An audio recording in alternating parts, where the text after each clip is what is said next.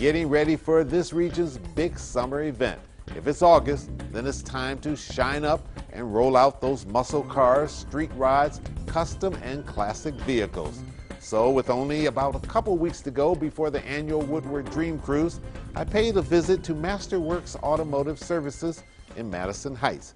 Owner Werner Meier explains why his hobby is a passion for so many Americans and this state in particular. It's Sunday, August the 7th. I'm Chuck Stokes, and this is Spotlight.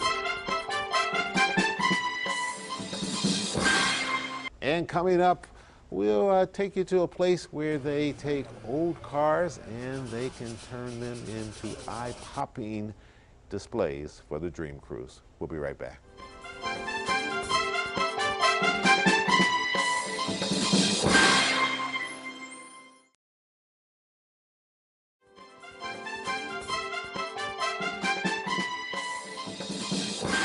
Werner, welcome to this edition of Spotlight. Let's back up. How in the world did you get into this restoration car business? Wow, it's kind of a hobby gone awry. You know, I've always loved cars, collected, played with, restored cars, and I retired about 15 years ago, and the hobby got the best of me. So here we are playing with cars as middle-aged old men. The Dream Cruise is coming out. I can't think of any place in America that celebrates cars to the extent that we do, and the enthusiasm surrounding the Dream Cruise. As someone who works on many of the cars that we'll see going up and down Woodward, what is it that excites us and makes us want to hold on to these old cars? Wow.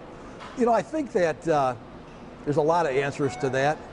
You know, I think most of my customers love driving these old cars because you get behind the wheel of this car and take a cruise with your wife or your girl, and you're 21 again.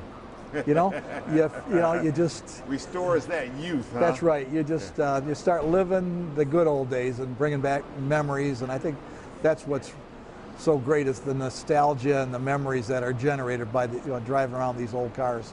Yeah. A lot of Corvettes around here. Do you only do Corvettes? No, we work on pretty much anything people are willing to spend their money on. You know, my ideal customer is one that loves his car and hates his money. And there's a lot of Corvettes in here right now because we're finishing up a number of restorations that we started last winter. And Corvette's one of the few cars that you can spend an awful lot of money on and get a pretty good return on your investment. Okay. There's a lot of cars out there that the cost of the restoration far exceeds the value of the car when it's done, and it kind of precludes the rationality of restoring some cars. There's certainly a lot of people that are successful today that were likely the nerds and the Poindexters in their high school class. And the cool guy was driving a GTO or a Z28 or a Corvette, and today, you know, the guy says, you know, I've arrived, I'd like to look like that cool guy too. And so the cars that were popular in our youth, I think are going to be popular at this stage of life when people are feeling, you know, they've got a nice house in suburbia, the wife's got a fur coat, and they can afford to take a nice vacation, and now it's time for the old man to get a toy. We oftentimes think of cars in men, males, and that's what they love.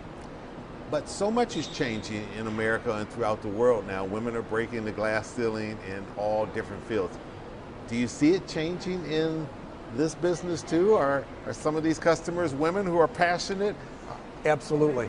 About their cars? Oh, you know, and they are absolutely as crazy about their car as the men are.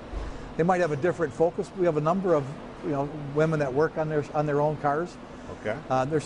We do a lot of work for people that, you know, perhaps they can do the mechanical work and they can't do the body and paint. Well, we'll do whatever they don't want to do. We've even got a young lady working here to, you know, I noticed Amanda, that. Yeah. Who's as passionate about these old cars as anybody you'll ever meet. She just loves it. She's going to be studying that in college, you know, auto mechanics and business. And she's a delight to have around here because she's so enthusiastic about this. We're going to take a little break. When we come back, I want you to tell me from start to finish, what happens? Someone comes in here and says, hey, I've got this old car and I want it to look like it did the day I took it off the showroom or the day someone else took it off the showroom. Okay, got it. We'll be right back right after this break.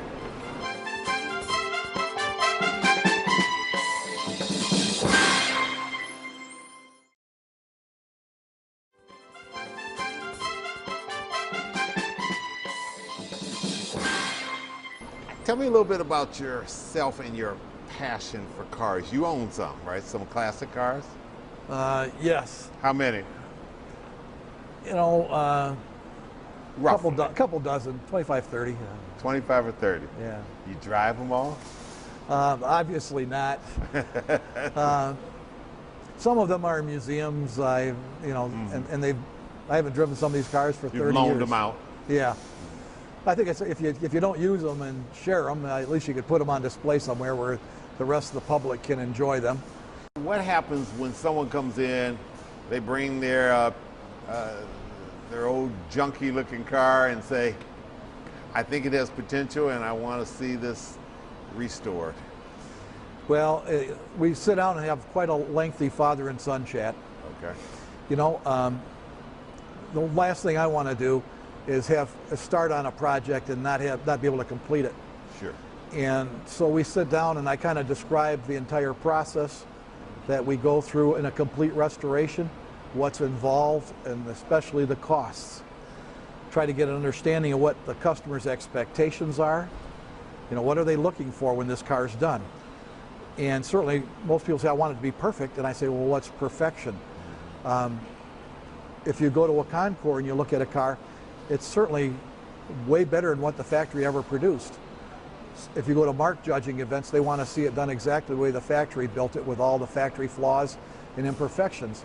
So you want it to look perfect, or do you want it to look the way the production reality produced them? Most people will opt for design intent over production reality. Right. So you do offer something in between complete restoration and then just making my car look nice again so I don't have to be ashamed to pull it out of the garage and ride down the street. That's right. Some people think complete restoration is all about a paint job and some chrome and maybe some interior. And I try to tell them that, you know, a car that just looks good is kind of useless. The car's got to be safe, and it's got to be dependable, durable. You got to make sure it'll get you home, not only leave the garage, but you want to get right. you back. You want to get down on Whitworth and have to leave it on Whitworth. You'd like to have good steering and good brakes and good tires on it. And then after you get all that done, then you can make it comfortable. You can make the heater work and the air conditioning and get some seats in it that aren't poking you. And finally, you know, you can make it pretty. After it's made comfortable, now you can make it good looking. And there's a lot of people come in here, they'd like to make it look good first. But like I tell them, what good is a good looking car that you can't depend on to take anywhere? I mean, your wife... And that was the next question I was going to ask. In what order do you do things? And you're saying, take care of the mechanical stuff first, and then put the bells and whistles. Yeah, the safety is absolutely most important. You know, so we're going to fix the brakes, the lights, the steering, and then you're going to make it return. So you need a good cooling system in it. You need a good clutch. You know, you're going to need good exhaust system so you don't asphyxiate yourself. And then you can finally make it go. The Dream Cruise. This is a lot of nostalgia from the 50s, the 60s, the 70s. Do you foresee that can sort of perpetuate itself, or will this generation not care about the cars that they're buying and want to, 20, 30 years from now, see them going up and down Woodward as well? Yeah, Chuck, I wish I had a crystal ball. On one hand, if you talk to Karen Hall, who started the Woodward Dream Cruise, and if she had thought it ever would morph into what it has, she'd have thought we were crazy to tell her this has happened. Right. It seems to have a lot of momentum, and there's a lot of people in our age group that are really passionate about these old cars, and I see that, you know, the cars that were produced when we were youthful, or more youthful, right, are really popular, and they continue to have a lot of popularity today. If you think what happened in our history in the 1970s, the federal government imposed a lot of legislation on the auto industry. bumper standards, emission standards. The cars got heavier, arguably uglier, with the bumper sticking out like buck teeth, and didn't perform You're very well. nicely saying they made a lot of junk back there. Well, the legislation was imposed before we knew how to do it well. Okay. And eventually we got, with catalysts and electronic controls, we're able to make a car.